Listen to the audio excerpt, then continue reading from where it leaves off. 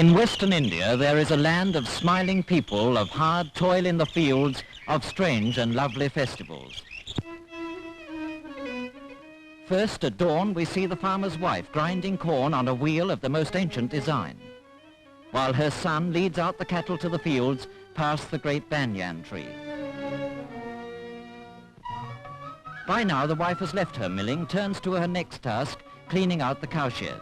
This is the daily round, the same time for each new task each day.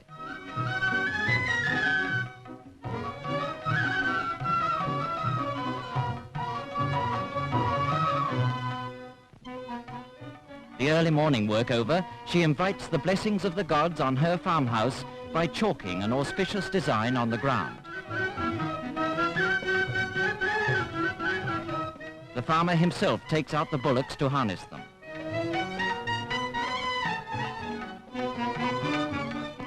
It is the season before the rainy season, the time of ploughing and sowing. Past another banyan tree, past the temple dedicated to Ganpati, past the women taking their water pots to and from the river. From the way these women wear their saris, from the style of the temple, from the banyan tree, we know we are in Maharashtra, the home of the farming and warrior race of Marathas. The wife is back cooking the morning meal. Part of the art of making it well is this patting it from hand to hand before throwing it on the warm pan.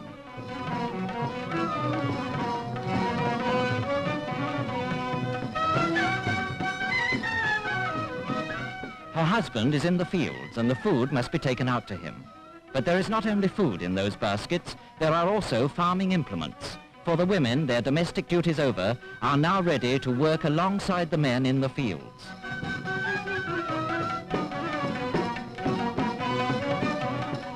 It is the dry season and the farmer is working at the well.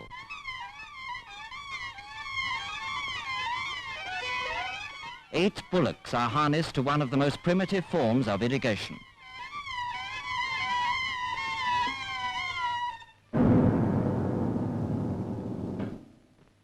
And now, when the sun is almost overhead, a meal to restore the farmer and to prepare the wife for her change from housewife to farmhand.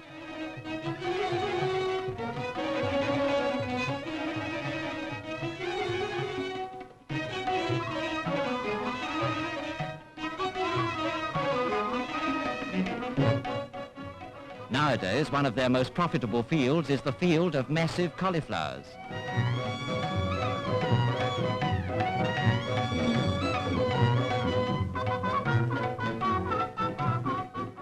It is the job of the women to collect them.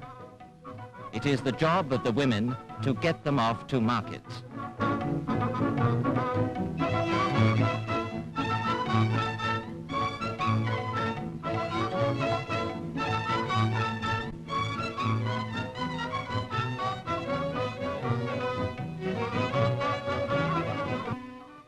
The season of ploughing. The draft animals in this part of the world are always bullocks. Their slow gait and the hard soil make the work heavy.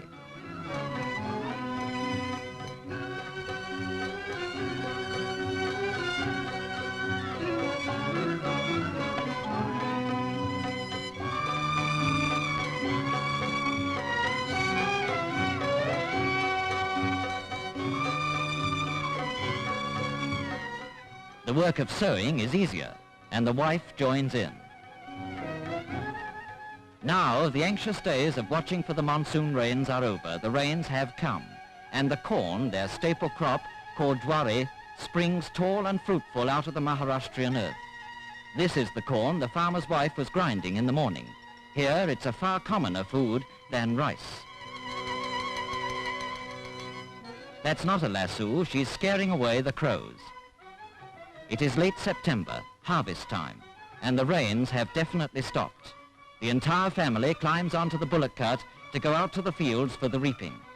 The anxious times of watching for rain, for pests, for any one of 1,000 mishaps is happily past now, and henceforth it is a season of hard work and celebrations. First, the work of reaping. Mostly it is done by the women. The threshing is done by the women and the men. The farmer drives his bullocks round and round, plodding over the corn.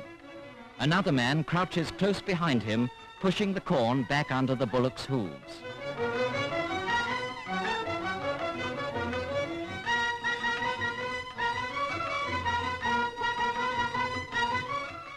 The winnowing is a picturesque sight.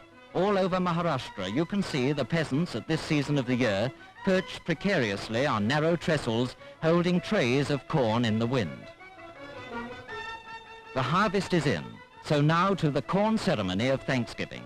The farmer throws red kumkum, which brings good luck on the pile of corn. Then a coconut, the food of the gods, is broken and the pieces cast on the corn. And now the dedication. The women's foreheads are marked with the red kumkum.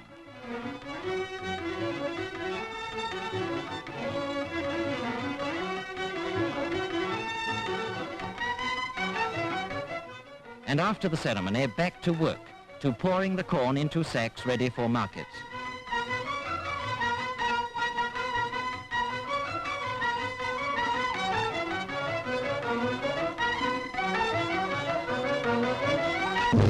It is November, an auspicious month for marriages.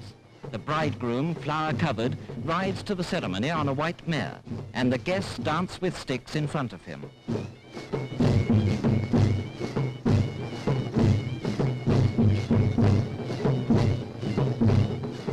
They do a fighting dance in front of him, with sticks for swords and shields held aloft. The women bring their wedding presents, silks, brocades, sweetmeats in brass trays. And by the banana plant, the bridegroom dismounts to enter the tent where the guests are assembling. The priest recites, the guests throw rice on the bride and bridegroom.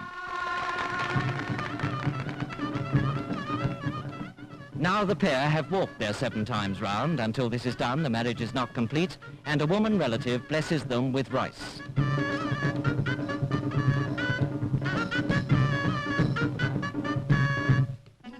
There is a special caste of professional dancers who do the after-marriage dance.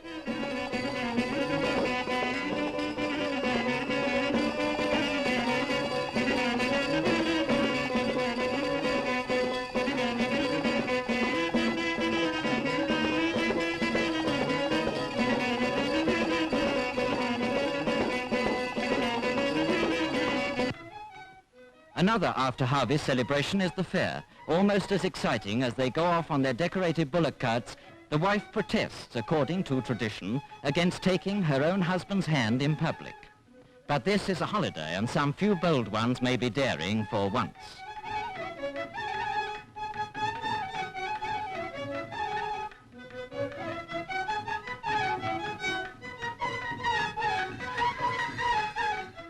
Hundreds of years ago, these families would have looked the same, galloping their bullocks along the country road.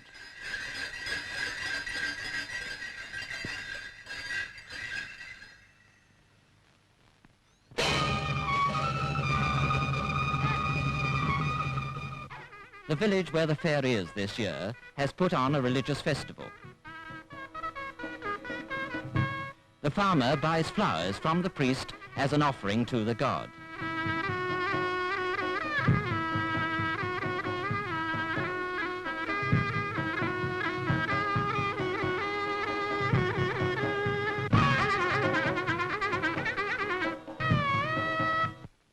The center of the fair is the cattle market, where some of the hardest bargaining goes on in the entire world.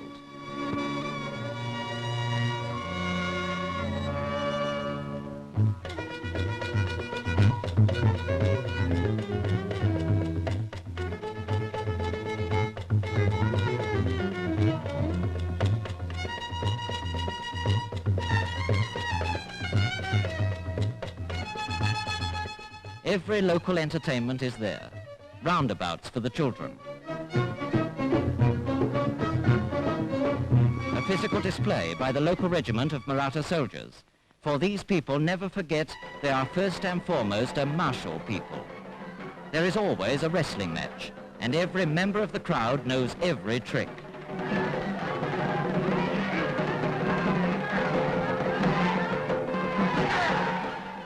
But the farmer's sport, above all others, is the thunderous sport of bullock cart racing. As evening comes, they gather round the troubadour, who sings in rambling verses packed with war and triumph of the most illustrious king in their history, Shivaji the Great. In Maharashtra, the farmer is always a soldier. These 20th century soldiers are dressed in khaki, but their ceremonial of departure is the same as it was in Shivaji's great days. He bends down to touch the feet of his elders, always before departing. The spirit of the great Shivaji is still in these men, and this is as typical a scene in this fascinating country as the scenes in the fields, at the well, or at the wedding ceremony. And this is a typical song. Oh, you lion-hearted Marathas, never know fear, as your forefathers never knew fear. A typical song and a typical scene in the land of the plowshare and the sword.